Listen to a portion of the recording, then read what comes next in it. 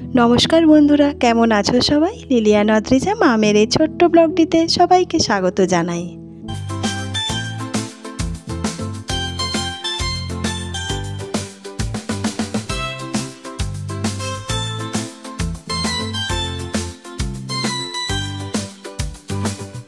আজ সোমবার সকাল সকাল আমরা তিনজনে বেরিয়ে পড়েছি স্কুলের পথে। তো পথে যেতে যেতে তোমরা দেখতেই পাচ্ছ বিশাল বিশাল প্যান্ডেলের আয়োজন। দেখলেই মনটা একেবারেই ভরে যায়। সামনে পুজো আসছে, তারই শুভ সূচনা শুরু হয়ে গেছে। রোজই স্কুল আসা যাওয়ার পথে এই প্যান্ডেলগুলি পেরিয়ে পেরিয়ে যায়, আর এগুলো যেন একটু একটু করে বড় হতে থাকে। আর মাত্র কয়েকটা দিন বাকি, তাই তোড়জোড় একেবারে পুরো দমে চলছে। আরব জানলায় মুখ বার করে সব তাকিয়ে তাকিয়ে দেখে। এদের দুজনের তো ভীষণ আনন্দ, তার কারণ পুজো মানেই মামাবাড়ি। আর কয়েকটা দিন মাত্র বাকি, তাই ওরা এখন একটি একটি করে দিন গুনছে। তবে যতই আনন্দ থাক, তার মাঝে এই টাইমটা চলছে একেবারে বিষাদের সময়।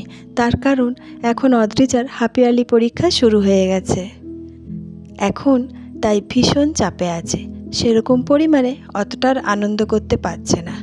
এখন আমরা স্কুলে পৌঁছে গেছি আর বাইরের গেটে অপেক্ষা করছি অদ্রিজার গাড়ি আসার। আজ আকাশে মেঘ থাকলেও অনেকটাই পরিষ্কার, ঝলমলে রোদও দিয়েছে। পরীক্ষার জন্য এতটাই টেনশন, দেখতে পাচ্ছ কেমন বাইরে দাঁড়িয়ে দাঁড়িয়েও বইটা খুলে দেখছে। এখনকার দিনে ইংলিশ মিডিয়াম স্কুলের পড়ার চাপটা অনেকটাই বেশি। তোমরা দেখবে বেশিরভাগ সময়টাই ওদের স্কুলেই কেটে যায়।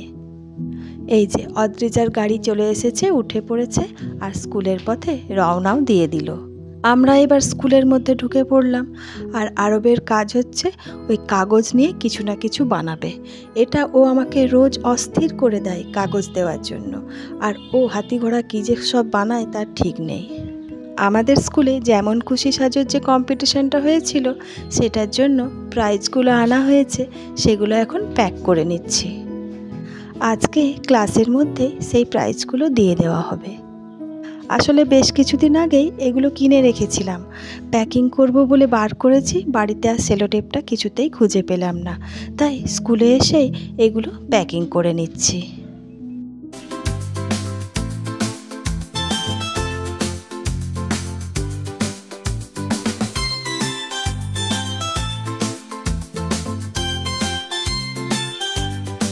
এই যে তোমরা দেখতে পাচ্ছ সমস্ত গিফটগুলো প্যাকিং করে ভালো করে প্লাস্টিকের মধ্যে পুরে রেখে দিলাম। এখন একটু বাইরের ফুল গাছগুলো দেখাই চলো। কি সুন্দর গোলাপ ফুলটা ফুটেছে দেখো। এই রকম গাছে গাছে অনেকগুলোই গোলাপ ফুল ফোটে। এই যে আরেকটা সুন্দর দেখতে গোলাপ। এক একদিন তো গাছে প্রায় 8-10টা করেও ফুটে যায়। আর কি সুন্দর যে দেখতে লাগে কি বলবো। এখানের পাতাগুলো একটু একটু ঝরে গেছে, আর এটা একটু একটু শুকিয়ে গেছে, তাই পাতাগুলো ঝরে ঝরে পড়ছে। গোলাপ গাছের পাশেই আছে করবী গাছ। করবী গাছেও কিন্তু অনেক অনেক ফুল ফুটে থাকে আর সুন্দর দেখতেও লাগে। তবে সবচেয়ে ফুল ফোটে এই সাদা ফুলের গাছগুলোতে, একদম গাছ ভর্তি ফুল। আর এই সাদা ফুলের গাছে যে পাখির বাসাটা ছিল, 3টে ডিম পেড়েছিল, সেগুলো এখন বাচ্চা হয়ে সোজা উড়ে চলে গেছে, আর বাসাটি একদম ফাঁকা হয়ে আছে। খুব ইচ্ছে হলো দেখার, তাই একবার ঝট করে দেখেও নিলাম। এরপর আমাদের স্কুল শুরু হয়ে গেছে, প্রার্থনা হয়ে গেছে।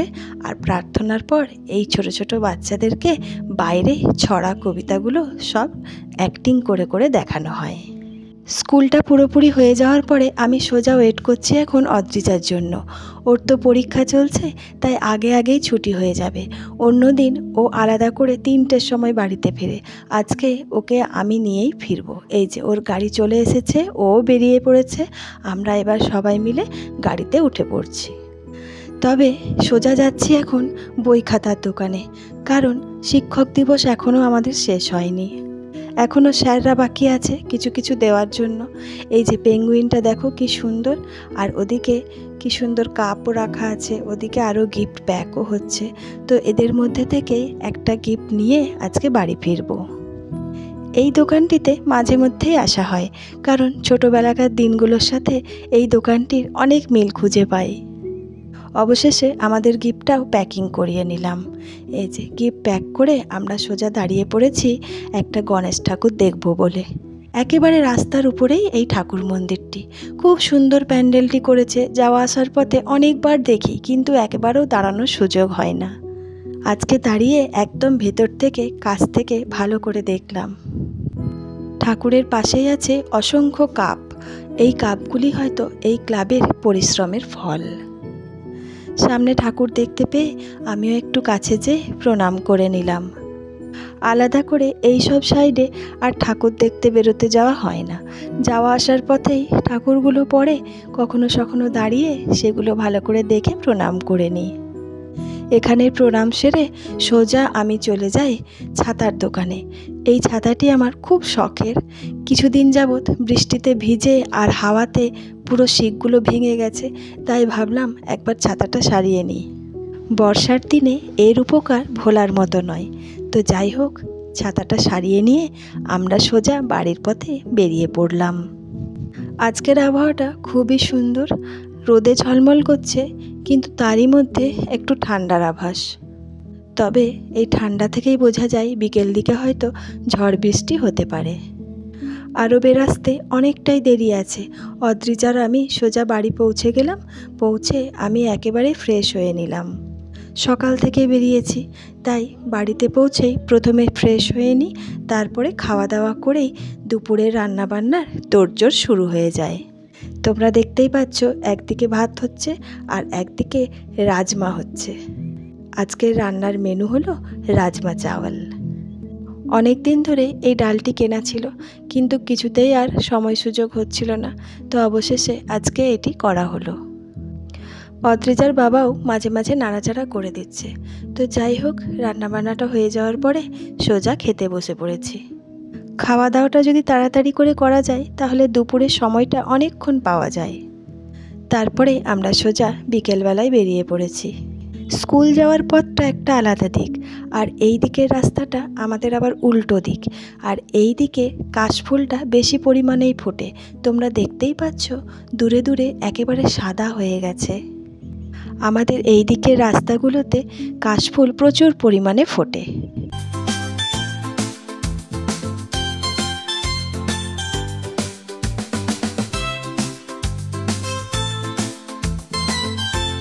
তো যাই হোক, রাস্তাঘাট পেরিয়ে আমরা সোজা উপস্থিত হয়েছি ঠাকুরের মণ্ডপে। খুব সুন্দর লাইট দিয়ে সাজিয়েছে। আমরা আস্তে আস্তে সামনের দিকে এগিয়ে যাচ্ছি। আর প্যান্ডেলটাও খুব সুন্দর করে সাজিয়েছে। সামনের দিকটা দেখতে খুব সুন্দর লাগছে। আমরা আস্তে আস্তে অনেকটাই সামনে চলে এসেছি। এরপরে আর একটু গিয়েই ঠাকুরের দর্শন করব। ঠাকুরের হোম যজ্ঞ সব হয়ে গেছে, পুজো হয়ে গেছে, আরতি হয়ে গেছে, আর খুব সুন্দর করে সাজানো হয়েছে। আমরাও কয়েকটা ভালো করে ছবিও তুলে নিলাম, মন ভরে দেখেও নিলাম, আর ভক্তি ভরে প্রণামও করে নিলাম।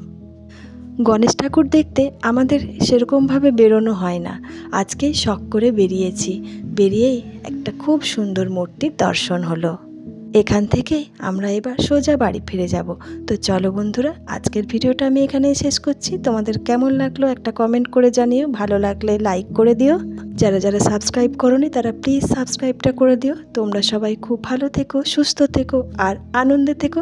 দেখা হবে খুব শিগগির পরের একটা ব্লগে। তোমরা সবাই খুব খুব খুব ভালো থেকো।